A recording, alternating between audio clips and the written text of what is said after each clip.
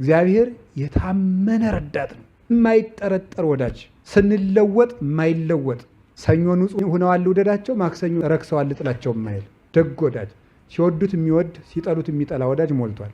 እየጠላ ነው የሚወደን ግን እግዚአብሔር ነው።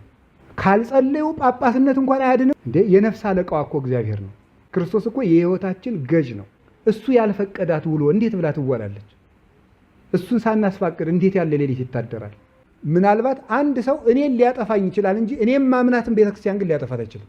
ክርስቲያንን ማጥፋት ይቻላል እንጂ ክርስትናን የሚያጠፋው የለም። አሁንስ ቢሆን ተስፋዬ ማን ነው? እግዚአብሔር አይደለምን?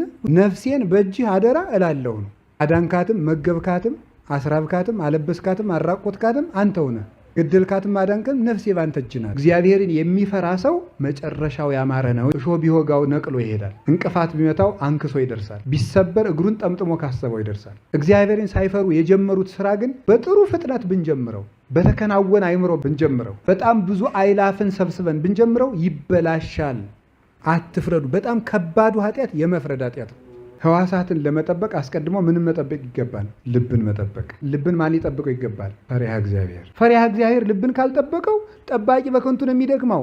ሕዋሳቴን ከዝሙት ከኃጢአት ከበደል ጠብቄ እግዚአብሔርን አመልካለሁ የሚል ሰው ውሸቱን ነው። አይሆንለትም። በከንቱ ነው የሚደክመው። ይሰግዳል፣ ከኃጢአት ርቃለሁ ብሎ ይቀጠቅጣል፣ በፍጹም አይወጣም። ጸሎትን አቋርጠህ አጋንንትን አሸንፋለሁ፣ ወደ ጽድቅ አድጋለሁ፣ እመለሳለሁ ብትል አይሆንም።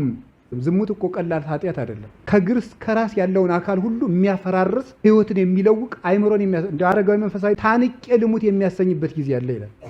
እንሰግዳለን እኮ፣ እንጾማለን እኮ፣ እንጸለያለንም፣ ምጽዋትም እንሰጣለን፣ ሰው ከሚውልበት እንውላለን፣ በዓል እናከብራለን፣ ታቦት ሲወጣም እልል እንላለን። ሰው የሚያደርገውን ሁሉ እንጸድቃለን ብለን እናደርገዋለን። ከልብ ጋር ካልተያያዘ ግን ምንም። እኔ ልብ ከሌለው ድንግል ልብ ያለው ዘማዊ ይሻለኛል።